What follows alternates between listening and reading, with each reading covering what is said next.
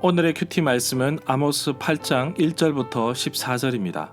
제목 여호와의 말씀을 듣지 못한 기갈. 먼저 앞뒤 문맥을 살펴보겠습니다. 남유다 드구와 지방 출신 아모스가 북이스라엘에 가서 여호와의 심판의 메시지와 환상을 전하자 베델의 제사장 아마샤가 여로보암 2세에게 아모스를 고발합니다. 그러면서 협박하기를 베델은 여로보암의 거룩한 곳이며 이스라엘의 성지라며 유다로 가버리라고 합니다. 그러나 아모스는 자신은 목자이며 여호와의 부르심으로 이곳에 와서 예언하고 있다고 합니다. 그리고 아마샤의 아내와 가족과 이스라엘 백성에 대해서 예언합니다. 아모스 7장부터 9장에서는 5 환상이 나오고 8장에서는 여름 과일 광주리 환상이 나옵니다.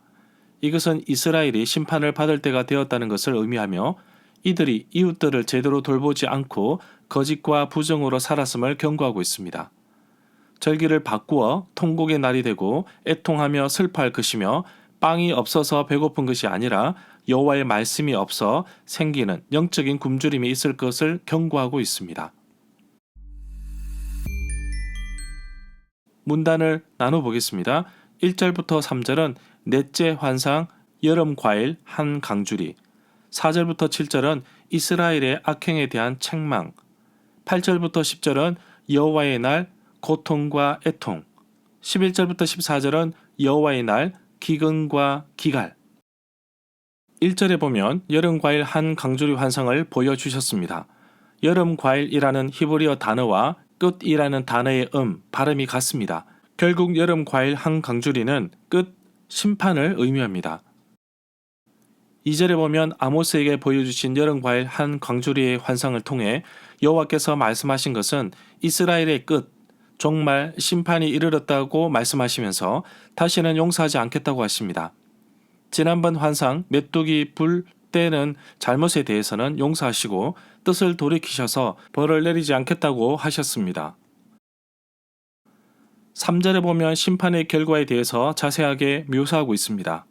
심판의 날에 노래가 애곡으로 바뀌어질 것이며 곳곳에 시체가 많아서 사람이 잠잠히 시체를 내버린다고 합니다.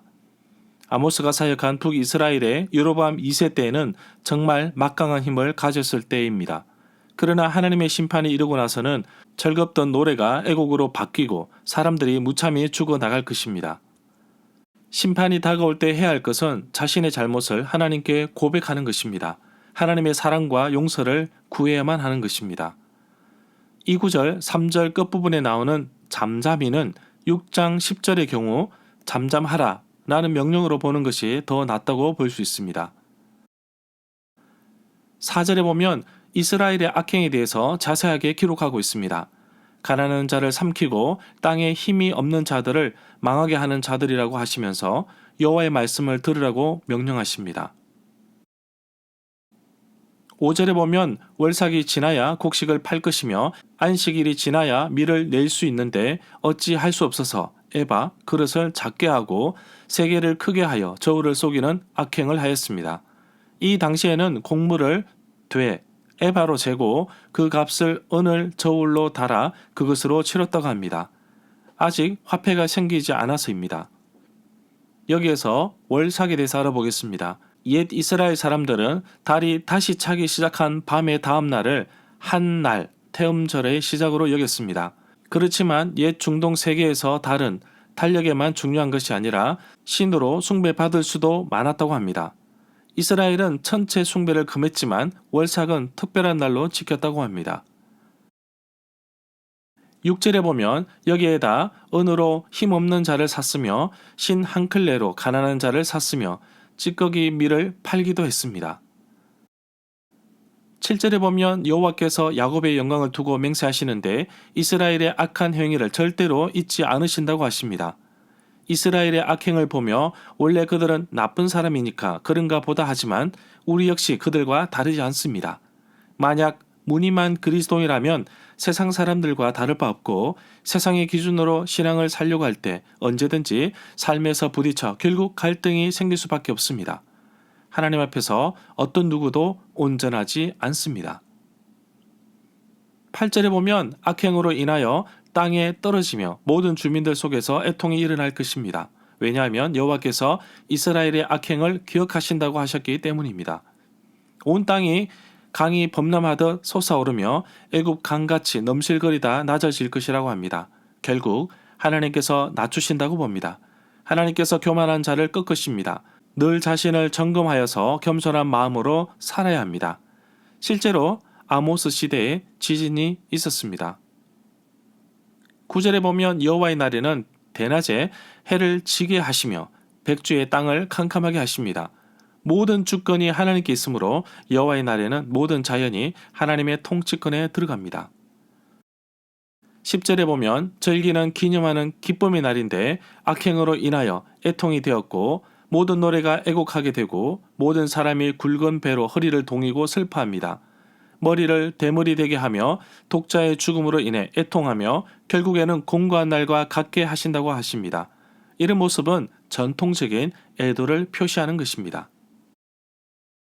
11절에 보면 여호와께서 기근을 땅에 보내십니다. 그런데 먹을 양식이 없어서 주림, 배고픔이 아니며 물이 없어서 갈함, 갈증이 아니라 여호와의 말씀을 듣지 못한 기갈이라고 합니다. 홍수에 먹을 물 없듯이 오늘날 TV나 라디오를 통해 계속해서 하나님의 말씀이 흘러나오지만 정작 그리스도인들은 관심이 없습니다. 제대로 살고 있지 않는 그리스도인들을 향한 진정한 채찍보다는 달콤한 설탕 발린 유혹적인 말이 더 귀에 좋은 세상입니다. 안타깝지만 이러다간 모두가 세상적인 그리스도인이 될까 두렵습니다. 12절에 보면 사람들이 여호와의 말씀을 구하려고 이쪽 바다에서 저쪽 바다로 북쪽에서 동쪽까지 돌아다녀도 얻지 못할 것이라고 합니다. 13절에 보면 여호와의 날에는 젊은 사람도 건강한 사람도 갈하여 갈증과 기력이 소진되어 쓰러질 것이라고 합니다. 14절에 보면 사마리아, 북이스라엘 수도이므로 북이스라엘을 가리킨다고 봅니다. 사마리아의 죄된 우상을 두고 맹세하기를 단, 제단을 두고 맹세하고 있습니다. 북이스라엘 여로보암 1세 때 사람들이 남유다 예루살렘으로 제사 드리는 것을 가지 못하게 막으려고 베델과 단에 제단을 쌓았습니다. 바로 여기서 사마리아 북이스라엘의 단은 베델에 있는 단으로 볼 수 있습니다. 또 브엘세바가 살아있음을 보고 맹세하는 사람들은 다 징계를 받아 엎드려지고 다시는 일어서지 못할 것이라고 합니다. 절마다 상세한 설명과 구절 해석, 핵심 내용과 중심 줄거리는 네이버 블로그에 올려져 있습니다. 내게 주시는 교훈입니다. 이스라엘뿐만 아니라 하나님의 자녀인 나 자신도 죄에서 돌이키지 않으면 심판의 대상이 될 수 있습니다. 그럼에도 불구하고 하나님께서는 오래 참으시고 내가 있는 그 자리에서 회개하고 하나님께 돌아오기를 기다리고 계십니다. 그동안 나의 삶을 뒤돌아보며 하나님보다 앞선 그 무엇도 우상인 것을 깨닫고 다시금 하나님 앞에 바로 살아가기를 소망합니다. 아모스를 통하여 지속적으로 하나님 말씀이 선포되지만 여전히 북이스라엘 사람들은 받아들이지 않고 대적하거나 거짓 행위로 사람들을 속이고 있습니다. 하나님의 심판이 임할 때에 어떤 누구도 피할 수 없습니다. 혹시 나에게 여호와의 말씀이 기갈이 되어 구하지 못하고 있지는 않습니까? 내게 주어진 말씀이 가뭄이 되어 갈라지지 않고 늘 이른 비와 늦은 비로 넉넉하게 채우시는 하나님의 말씀으로 기쁘게 살아가면 좋겠습니다. 먹을 양식이 없어 굶주림이 아니라 여호와의 말씀이 없어 배고플 것이라고 합니다. 오늘날 수많은 미디어를 통해 하나님의 말씀을 들을 수 있지만 무엇보다도 그 말씀대로 지키며 살아가야 할 것입니다. 그래서 매일 정해진 시간에 말씀을 읽고 묵상하며 기도하고 살아가기를 소망합니다. 영적인 기근에 빠지지 않도록 나의 삶을 이끌어 주옵소서.